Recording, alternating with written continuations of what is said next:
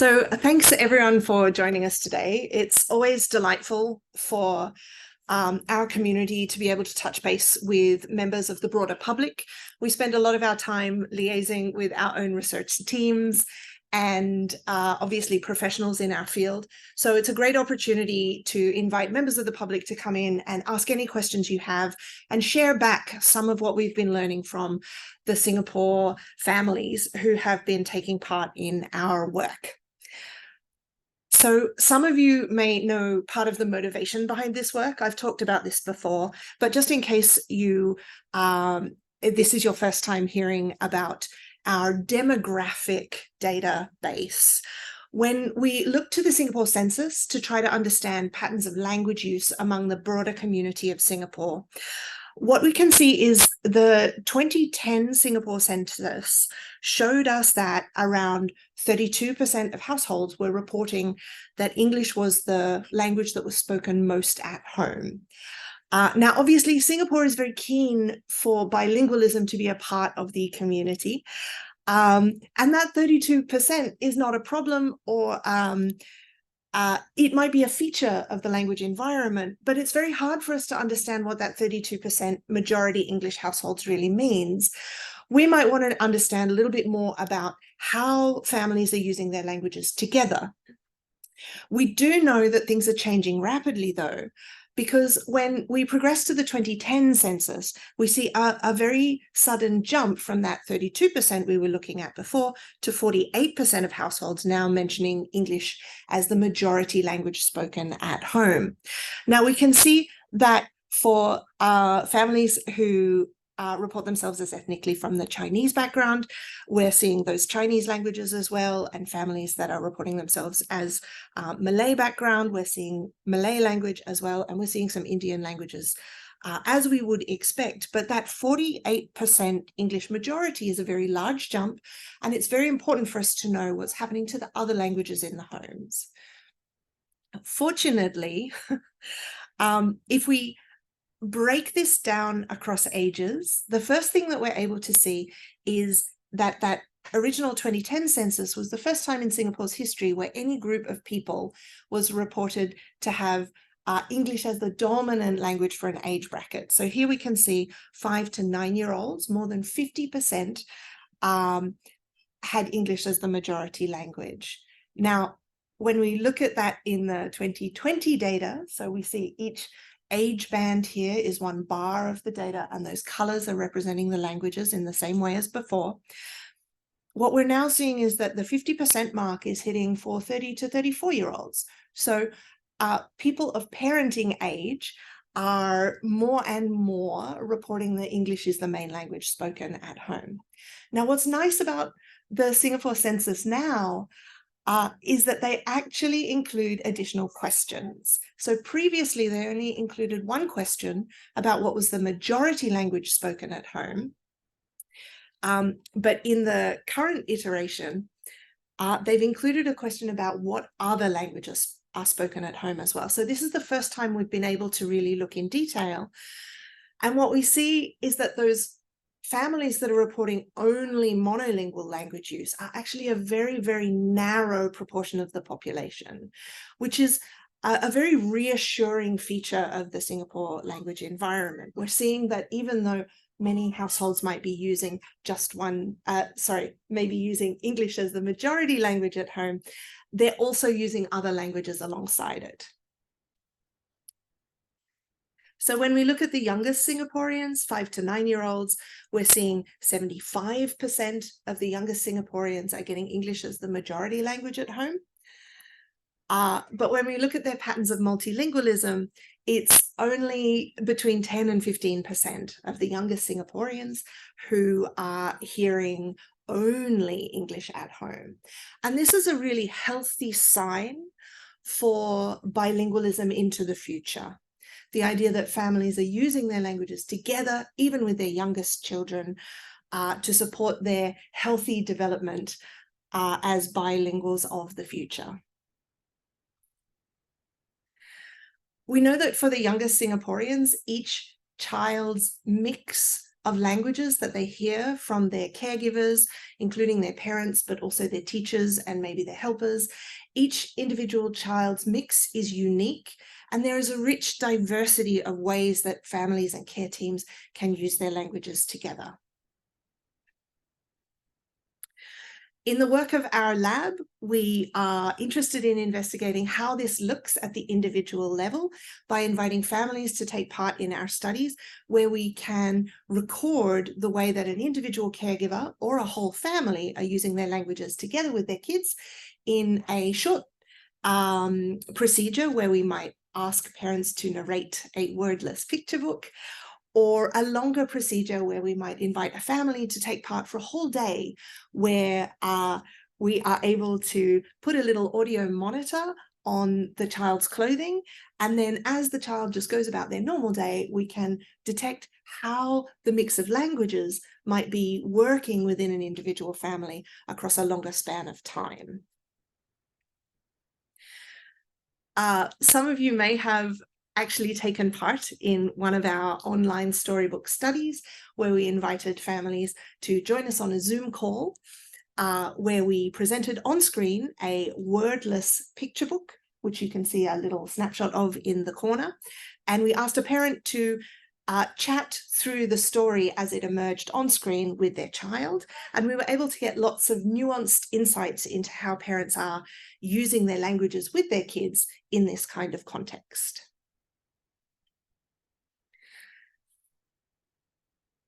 One of the things we were able to do in our Talk Together study was invite parents to do a series of surveys at the very beginning, and then conduct one of these video calls in the way that a parent would normally interact with their child, but then to follow up that initial recording with an intervention of sorts, a way of seeing whether we can help parents do a better job of the way that they communicate with their kids. So what we can see down the bottom is a little indication that after the first video call in blue, we split our parents into two groups. And one of those groups of parents got a tip every day on things that they could do that might enhance the way they use their language together with their kids. The parents in the other group got a little bit of information in a weekly email, but it was less easy to engage in the information in the email than it was in the daily tips. After a second video call to see whether or not this intervention was making any difference in the way that parents were communicating with their kids, we swapped over everyone so everyone had the opportunity to get the best tips that we had. At the very beginning of the study, we also profiled the family in terms of their language use, so that we could find out how those different combinations of languages are working together in the language inputs of the child. And we can see one example of that here. So we might have many different speakers in the home who have a different combination of linguistic strengths and weaknesses, and different speakers in the home might be using their language more or less with the child, and this all goes together into the individual language profile that we can see at the top.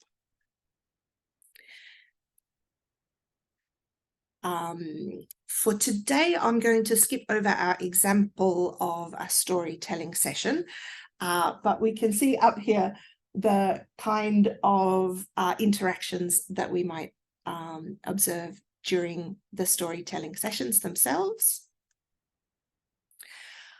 But one of the things that's important for us to realize is that the majority of our families use their languages together in this simple storytelling context.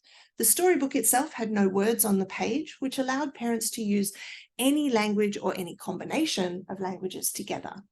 And this turns out to be what we think of as a very healthy way of using and sharing linguistic resources with families. So what we can see here is an example from a Chinese-English bilingual parents conversation, where some of the words that they are using are coming from English, some of the words they're using are coming from Mandarin, and some of the words are these shared vocabulary items that might not be strictly Mandarin, but might be coming from one of the other Chinese dialects that are often used in Singapore as well.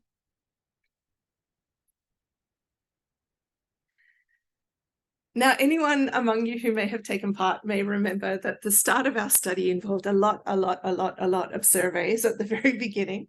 And I wanted to share back some of the things that you as a community have shared with us through these questionnaires.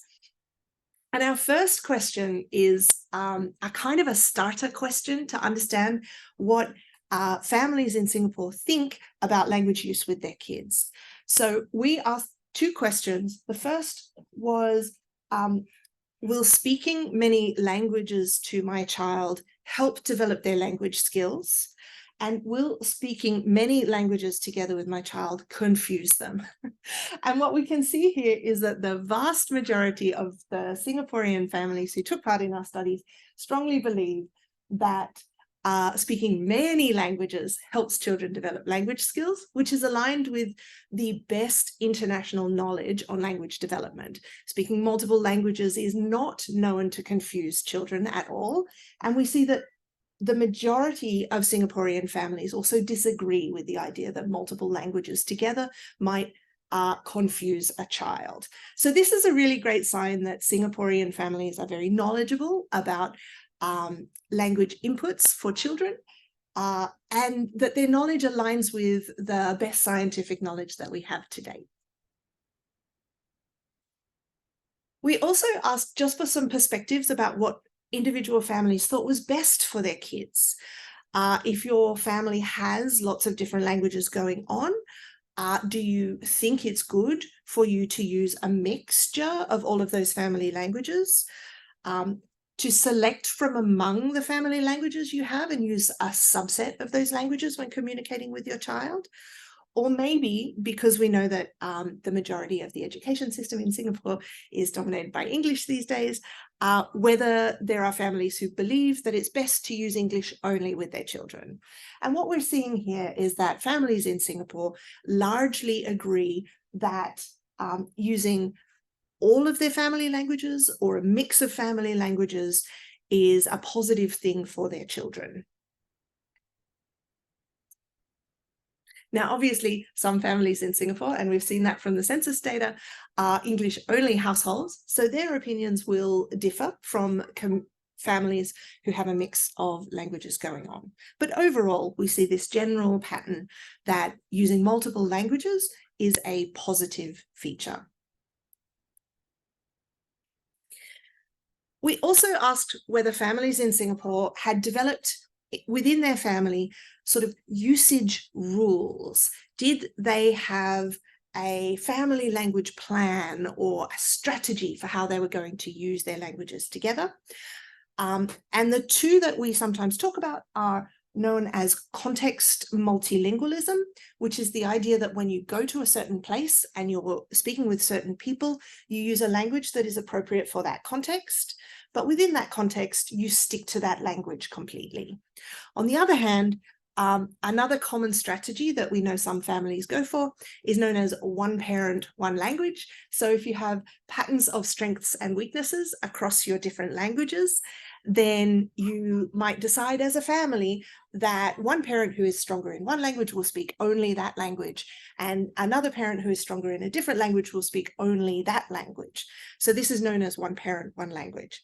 Now we see that Singaporean families are largely neutral on these strategies. We have a very large proportion of families who don't ascribe to either of these policies, and quite a few families who think that they are not good strategies. You'll see that there is a slightly higher rate of agreement for context multilingualism, using a particular language in a particular context. But there are just as many people who disagree with one parent, one language as who agree with one parent, one language as a strategy. We were also keen to get some insights into our families' priorities for what they thought was most important in their language use with their kids.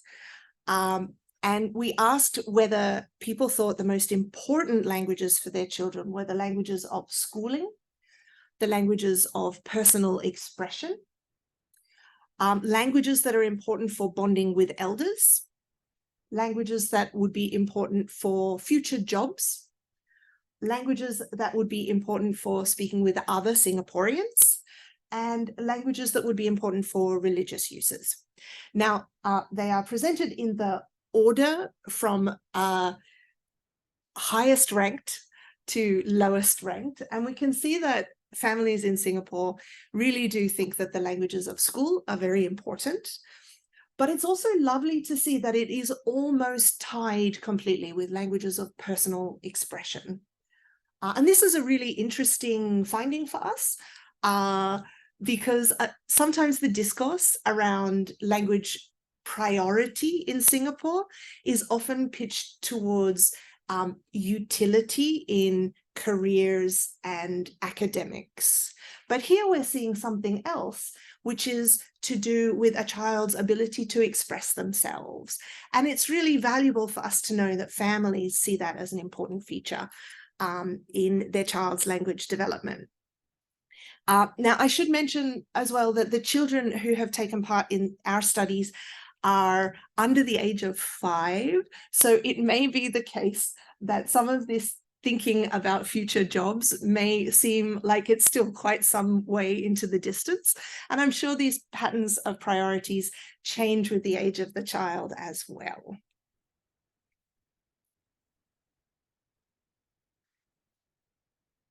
For those families who did describe that they had a language plan of some kind, for who would speak which language in what context, or how much of each language would each member of the care team use. And this was about just under half of our parents had some form of language plan, even if it was only vague. We asked what our families thought was most important in that language plan, and we were delighted to find out that the top ranked priority in a language plan was the ability of the family to have fun. So they were selecting languages that would make it easiest to have good communication with their child and enjoy their time together. Oh, sorry. Okay. So I mentioned before that all of the families who took part in the study got access to a bunch of tips. And while the study was running, those tips were delivered by WhatsApp messages on a daily basis. And there was a morning tip, and we can see an example of one over here. The tip of the day was sound words, which is one of our tips on our talk wheel that some of you may have seen, or you'll have an opportunity to see outside in the break. So the talk wheel is a little spinning interface. We have a version of it on our website that you could spin the wheel and get an activity to do with your child that can boost your talk together with your child. And this one is sound words, which is essentially just making the noises of things in your daily life as a way of boosting the communication you have with your child. But we also supplement each of these tips with a web article where you can go and read more about the science of how this works, what we know about it to date, what ages it works best for, how it might be effective to use in a multilingual context. And we try to provide at least one peer-reviewed journal article as support for every tip that we give.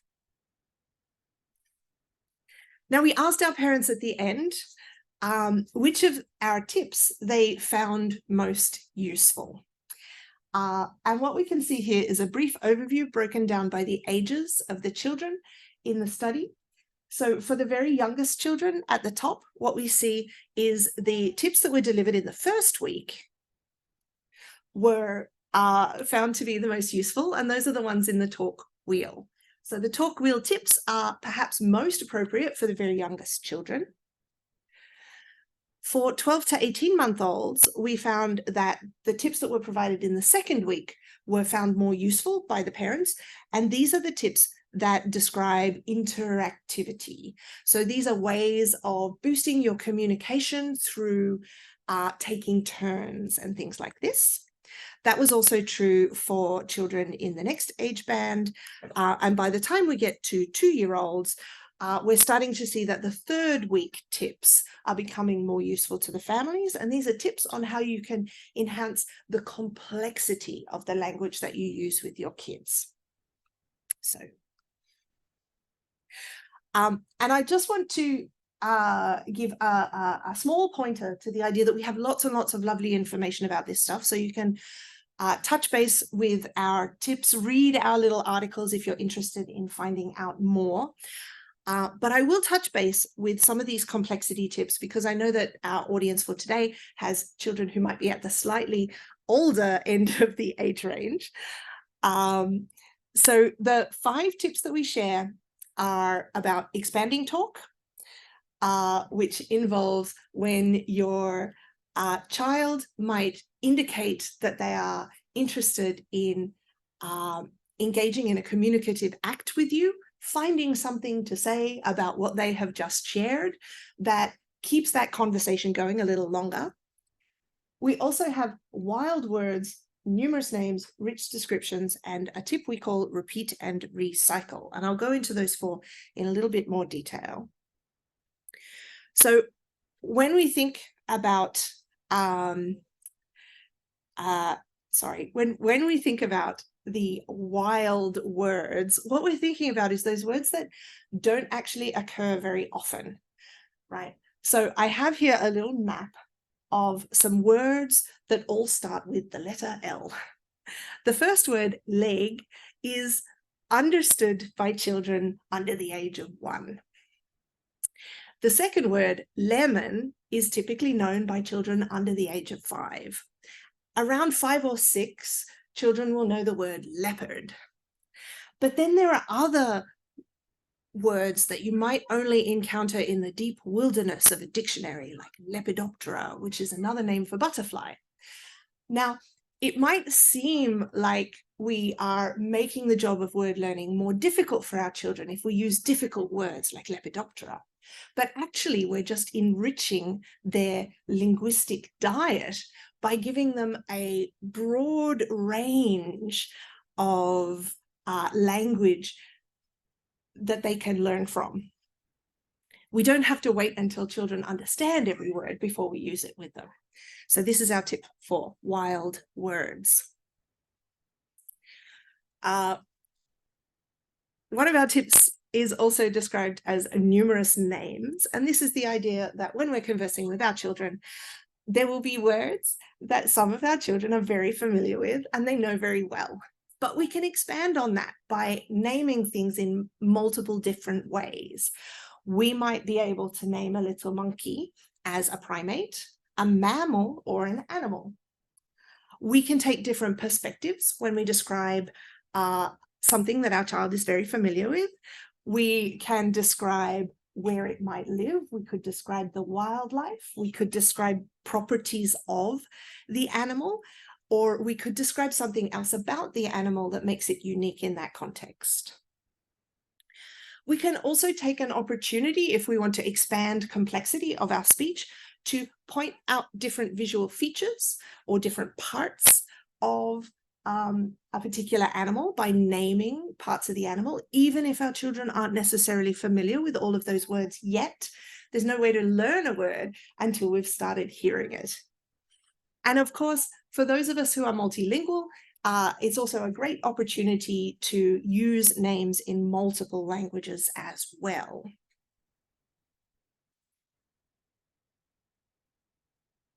One of our tips for increasing the complexity of talk together with our little ones is known as rich descriptions, which is a kind of expanding talk. So once we've found out what our children are interested in, we can talk in more detail around that thing or object that they're interested in by focusing on things like sensations. If we have a flower, for example, we might describe how big or how small it is. We might describe whether it smells nice. We might describe the color or some textural properties of the flower. We can also focus on how it makes us feel. We can focus on ways that we could interact with it. Or we can focus on memories that are shared about this object. And one of the things that we found quite delightful is in a lot of our parent-child storybook retellings, we've observed all of these different strategies in use from Singaporean parents, even when it's not required for the narrative of the story. So we know that you guys are doing this. Keep it up. Another strategy that we like to let families be aware of is a strategy known as repeat and recycle. And this is the idea that if you use the same word more than one time close together, you're providing more opportunities for a child to learn how that word works. So the example we have here in the purple bubble is, oh, you can see the car. That car is red, like our one. You don't see many red cars, do you? Now, by using the word car 3 times, we're learning about how that word fits with other words around it. So we're learning that car can go with the word the in front of it.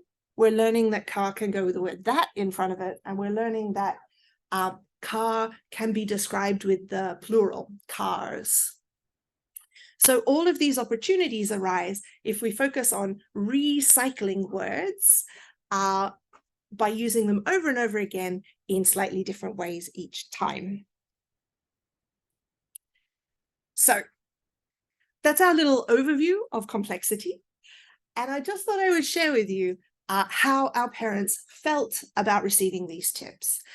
The vast majority of our families told us that receiving the tips every day via WhatsApp message helped them to change their language behavior with their child. And even more of our families told us that it changed their thinking about the ways that they could use their language together with their child. So we got very positive feedback from all of the families who were involved, which is a sign that we're managing to communicate the science effectively in some ways. So at this point, I'd like to share with you that all of these materials are available for free. There is a PDF booklet if you like to engage with things in text, but we also have the web links available so that you can visit the tips, have a look, read the science, and perhaps engage in interesting new kinds of talk together with your children using all of your lovely languages. So on that note, thank you very much for your attention.